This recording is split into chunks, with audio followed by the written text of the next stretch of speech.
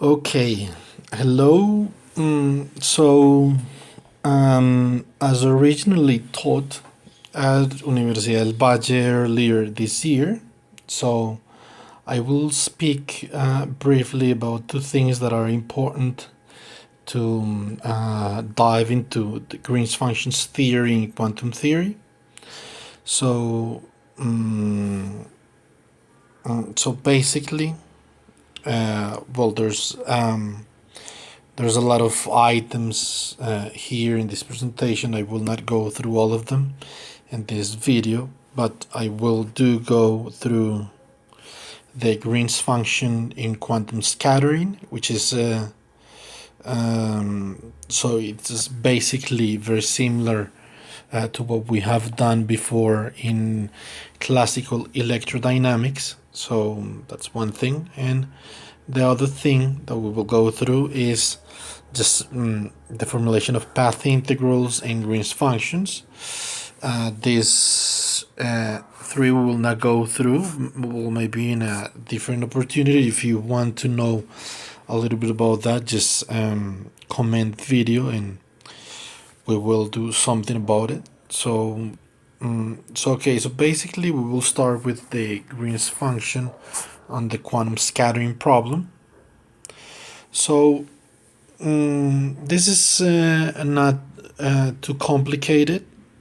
So you just basically have the single particle Schrödinger equation, and what you have to do is just basically reorganize this equation a little bit. So you start by multiplying everything here. So you multiply everything by 2m over h bar squared, so actually by minus. See, so this is what you have to do. Then you have the equation in this form, and now when you have it in this form, you want to define a constant k squared, which is equal to 2me over h bar squared, the same thing that you do when you are dealing with a particle in a box. So in here you define a function q of r as equal to 2m over h bar squared times the potential evaluated at r times the wave function. Now this in particular, this is going to have the form of an excitation to our differential equation, which is the Helmholtz equation, this one here. So it's well known in the literature as Helmholtz.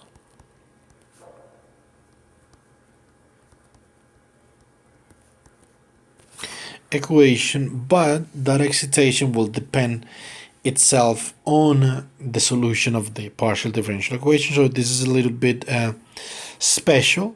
We will discuss that in brief, and this is strictly because this is a scattering problem. So then that means that basically the solution that you get, it depends on how the wave function is being propagated in from previous positions. So that's basically what that means.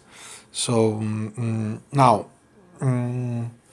this is about Green's function. So what we want to do is that we want to solve this Helmholtz equation using the Green's function method. So you can have two different types of solutions here. So you have the plane wave solution, which is when the potential is equal to 0.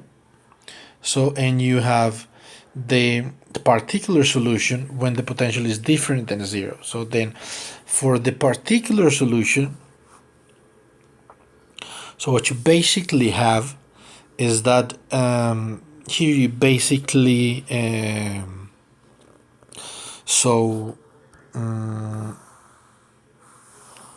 want to solve this type of problem.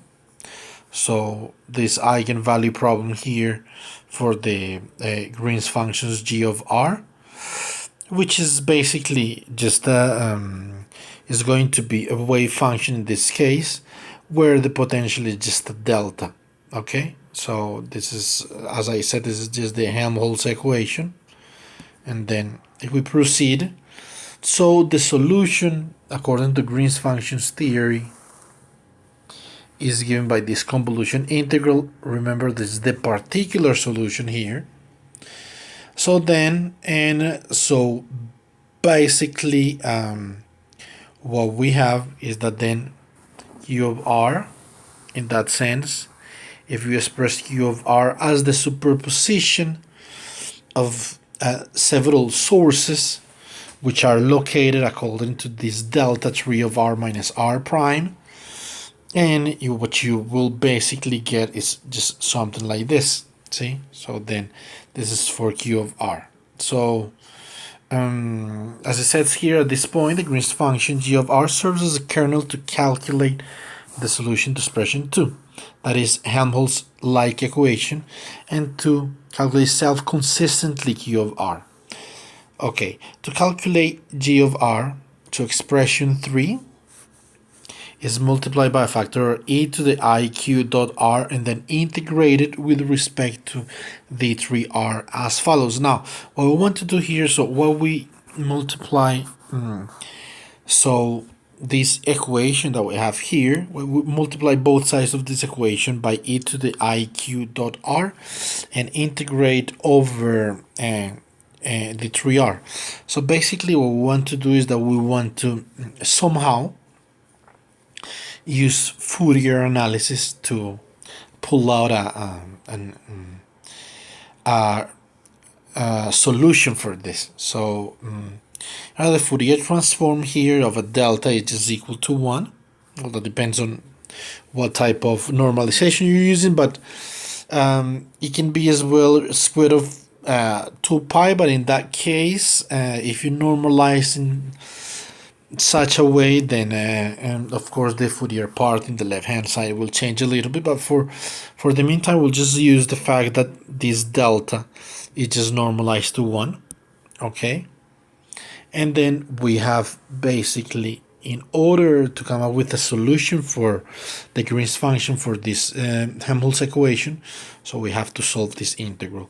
So basically what we can do at this point is that we can use integration by parts here. So then if we use integration by parts, so just basically we have so here we have the Laplacian on g. This part doesn't have any derivative, so it's okay. And we have integration by parts here, and the surface terms will be 0. So what you do is that you will end up applying this Laplacian here into this e to the ik dot r. So minus k squared will come down, and then you will be left with this integral, which is the same integral as this. And by definition, this here is just the Green's function in the reciprocal domain. So basically, we end up with this equation from where we can obtain the Green's function in the reciprocal domain as a function of q. This is basically what we always want when we start this type of problems. So and now, so what we're going to do next is that we will try to pull up g of r here from this g of q. Okay, so let's see how can we do this. So we're going to use the inverse Fourier transformation, which is 1 over 2 pi cube times, so let me see. No, let's do it like this. 1 over, this is the Green's function times e to the minus iq dot r d3q. So that's basically the inverse Fourier transform of g of r. So then in other words, we have g of r equal to 1 over 2 pi cube the integral over d3q of g of q times e to the minus iq dot r. So that's basically what we have there. So so that shouldn't be too complicated if we use spherical coordinates. So then we just expand spherical coordinates in the Q space, where this theta basically is an angle that we choose conveniently in such a way that is the angle between Q and between R. Okay, so then we just split a little bit these integrals here. So we have this integral here is just equal to 2 pi. This integral here, we just leave it like that, expressed as such. And this integral here, so since the angle between Q and R is theta, so basically this dot product here can be expressed as the magnitude of Q times the magnitude of R times the cosine of theta, what allows us to just use a substitution at this point. So then, basically what we can do now, so we just we know that this is 2 pi, this 2 pi goes away with this 3, and then we are left with 1 over 2 pi square. So that's not too complicated. So now here, what we do to make this small step here is basically we say that u is equal to cosine theta. That means that du is equal to minus sine theta. Now, when theta is equal to 0, u is equal to 1. When theta is equal to pi, u is equal to minus 1. So in principle, this integral here, well, there's a mistake. There's a bad mistake here. This is between minus 1 and 1 because we already have made the change of variable. That's a shameful mistake. Sorry about that. So okay, so basically what we have here is that this should go between 1 and minus 1. But why does it go between minus 1 and 1? Because we have a minus sign here in the differential.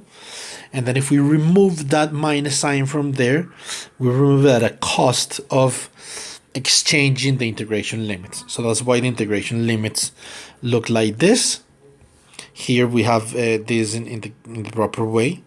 So then for some reason, okay, so yeah, so there was a minus here inside. So because when you integrate this thing, you get e to the minus I q r u divided by minus I q r between 1 and minus 1. But because of this minus sign, so you just change the integration limits, and that's exactly what we have here. That's why I have the integration limits in that way. When you just elaborate this a little bit, so this integral, we already had it from before.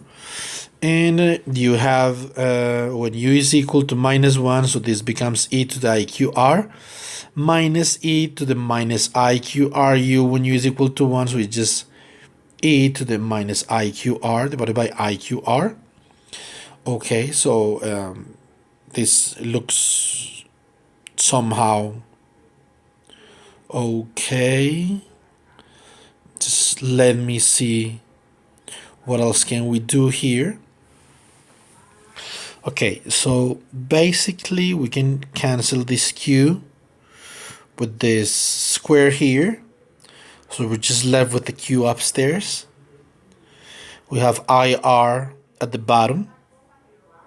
So then we can move that out in principle. So then this here will just give us a contribution of 4 pi square. This is 4i pi square r. Okay, so then it looks good. And this is what we have inside the integral. Now this integral from 0 to infinity is basically half the integral from minus infinity to plus infinity. So then that's if If this is not true, that integral is equal to 0, because we have here an even function in Q, of course. So now what is this function here in Q? So basically, if you change here Q for minus Q, you pick up a minus sign in this difference of exponentials. So it's an odd function. And Q is another odd function, and the product between odd function and odd function is even. So basically, this is the product of an even function times an odd function times an odd function, which gives an even function. So we can argue in that sense that, let's erase here a little bit. So we can basically argue that the integral from minus infinity to plus infinity of f of x dx, being f of x an even function, is equal to twice the integral from 0 to plus infinity of f of x dx. This is basically what we did here, but we just divided by 2 on both sides. So then I would just place a 2 here, that's why we get the 8. So now we have to deal with this integral. Remember that, as I mentioned in the lecture, you can find this in Sakurai chapter 6. So this is basically how this integral is performed. So we have to do some tricks here, and we have to do some complex integration. So integration the complex plane. So maybe this will be a little bit painful, but when you see this contour here, you will see that this is not as painful as it looks. So so let me see. So then this here, let's see what have we done here. So what we did was that we put the I on top. So then when you put the I on top, you pick up a minus sign. So this should be minus here. But since we changed the order of Q square and K square here, so this is a plus sign. So that's why the I appears upstairs. I forgot to just mention that small detail. So then we can split that integral by splitting these exponentials with this minus sign. And moreover, so we have here two complex integrals in a complex plane. So we just factorize here. We see that we have two poles in each of these integrals. We have a pole here, which is q equal to plus or minus k. The same here, two poles, q equals to plus or minus k. So since the above integrals can be written as contour integrals, then g of r evaluates to. So then we will choose two contours. So we'll choose c plus, c minus here, where the contour c plus is an anti-clockwise orientation and c minus is clockwise orientation as defined in figure 1. So let's see. So basically this contour here is what we know as c plus. So then we go in this direction. That's what we meant as anti-clockwise. And this only will enclose the pole q2 equal to minus k. It will not enclose, sorry, it will only enclose q1 equals to k. It will not enclose q2 equals to minus k. As you see, well, there's a little jump here. So it doesn't enclose that pole, but encloses this pole. So only that pole will have to do with the solution of that integral. And the same here. So now this, we will go around this path in a clockwise direction. In this case, it will enclose q2, but it will not enclose q1. So then that's basically what we have. So now we apply Cauchy's theorem, the residue theorem, and then the first one, as it only encloses the pole at q equals to k, as you can see here. So this is just 2 pi I times the integrand.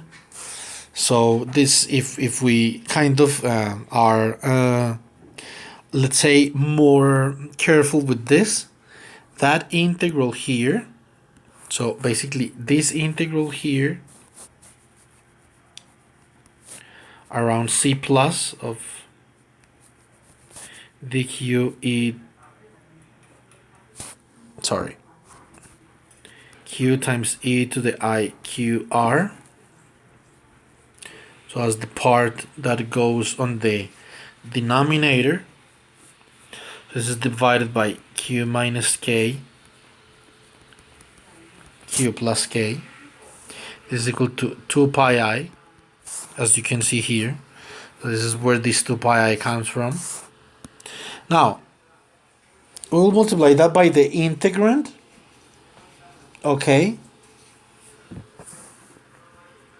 which is q times e to the I q r divided by q minus k times q plus k, and we multiply this by q minus k, which is the parenthesis that gives rise to the pole that is enclosed by the contour, because the pole is at q equal to k. This is called here q1 equal to k, see? And then you evaluate this at q equal to k. Of course, these get cancelled, and that's why that q minus k doesn't show up here. And it's the same reason why this q plus k doesn't show up there. Because in both sides we have used the residue theorem. So when we evaluate stuff, well, q equals to k, so this becomes a k here. So this becomes k plus k, so this is 2k. So that looks good. Now here we evaluate k equals to minus k, so this becomes minus k. This becomes minus k, so it becomes minus k minus k. This is minus 2k. It looks quite good. So basically what we have here is the following. So we have 2 pi I. We have this minus sign goes away with this minus sign. So then we just have 2 pi I on both sides. We have k over 2k on both sides. Okay, so that k goes away with this k. This 2 goes away with this 2. The same, this 2 goes away with this 2. And we have both exponentials, e to the I k r, the same here, because this minus goes away with this minus. So then if we add these two, then we get twice, or 2 times the product of I pi and e to the I k r.